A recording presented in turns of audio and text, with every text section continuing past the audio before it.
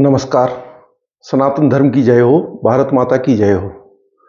दोस्तों, 23 तारीख को महाराष्ट्र और झारखंड विधानसभा के चुनाव परिणाम आ चुके हैं। झारखंड की सरकार ने शपथ भी ले ली है, मगर महाराष्ट्र में ऐसा लगता है कोई पैंच फंस गया है। जबकि जनता ने इतना स्पष्ट बहुमत दिया है कि महाराष्ट्र के इतिहास में ऐसे बिरले ही उदाहरण मिलते हैं।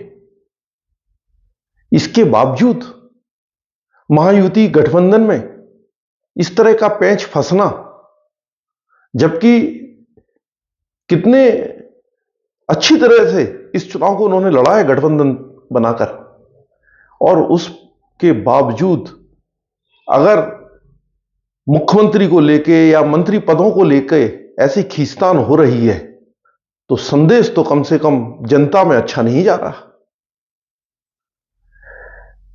महायुति के एकनाथ शिंदे इस वक्त जो फूफा और मौसा का जो शादियों में रोल होता है वह कर रहे हैं।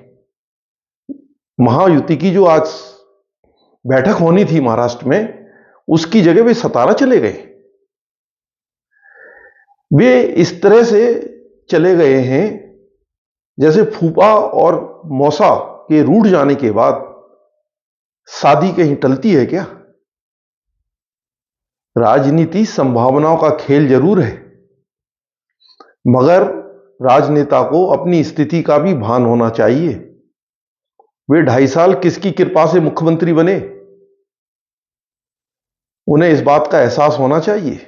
और पुत्र मोह में अगर वे ऐसा कदम उठा रहे हैं तो उद्धव ठाकरे से कुछ सीख ले लेना चाहिए, जिसकी पार्टी को तोड़कर आपने 2.5 साल मुख्यमंत्री पद का लाभ उठाया है। आदित्य ठाकरे की स्थिति का देख लेना चाहिए। ये जो परिवारवाद है, ये वंशवाद है, यही भ्रष्टाचार को जन्म देता है। जब तक आप अपने परिवार के राजनेताओं बनाना है और उनको मेहनत नहीं कराओगे, तब तक जनता उन्हें आसानी से अब स्वीकार नहीं करेगी।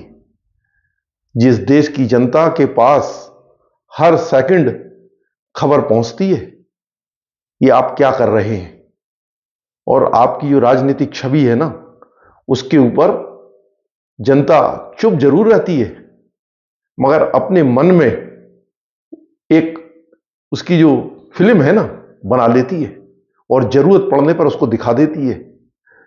और महागाड़ी को उसने दिखा भी दिया है। ये जानते भी हो आप कि 288 में से शरद पवार की क्या विदाई करी है।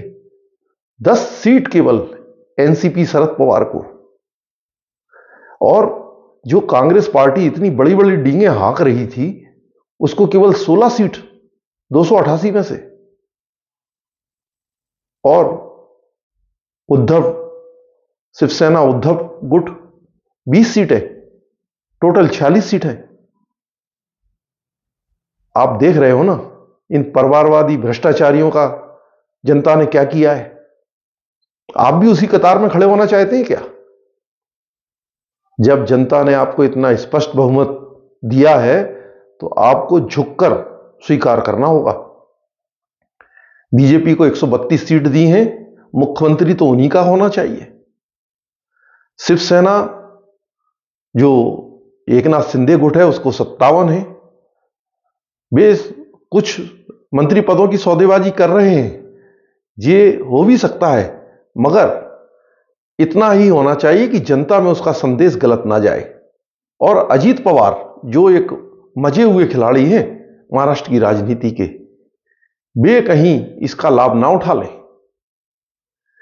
अमित शाह वैसे तो चाणक्य हैं और फायदा नुकसान सौदेबाजी पुत्र मोह सब कुछ जानते हैं। वे मुंगेरी लाल के हसीन सपने कब तोड़ देंगे किसी को मालूम नहीं।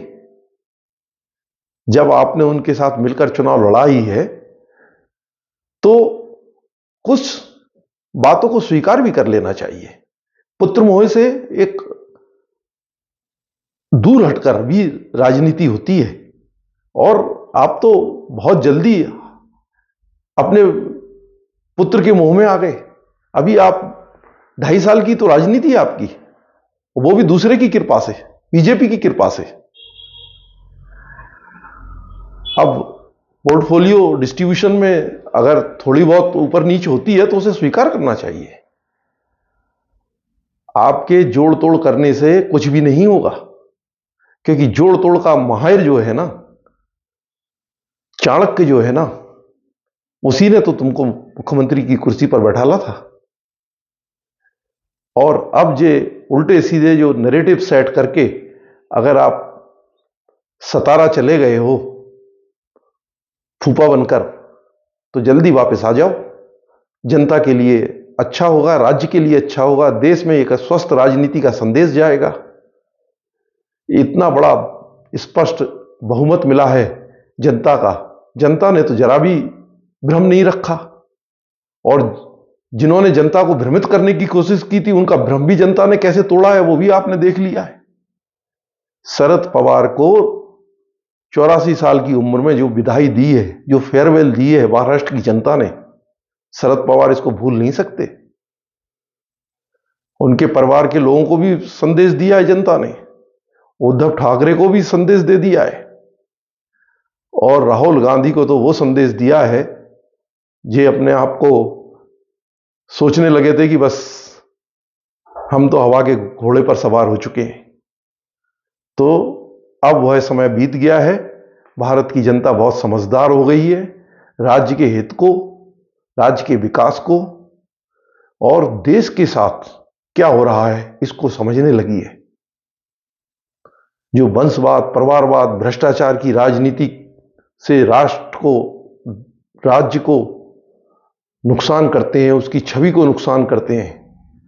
बंबई, महाराष्ट्र तो आर्थिक रूप से सबसे सशक्त राज्य है, आर्थिक राजधानी कहलाती है मुंबई। सबसे ज्यादा टैक्स पेयर्स वहां पर हैं, सबसे ज्यादा विकास की कहानी वहां लिखी गई है। उसके बावजूद जो जनता का निर्णय है वो स्वीकार करना चाहिए, सिर झुकाकर सतारा से वापस आना चाहिए, और जो अंदरूनी सौदेबाजी होती है वो कर उसे स्वीकार करके, ताकि जनता में ज्यादा लंबे समय तक गलत संदेश ना जाए। 288 में से जो 230 सीटें दी हैं उसका मतलब भी समझना चाहिए। डिस्टिंक्शन से पास किया है, बिरले उदाहरण है महाराष्ट्र की राजनीति में ऐसे। और बीजेपी को भी स्पष्ट बहुमत दिया है 132 सीट के साथ।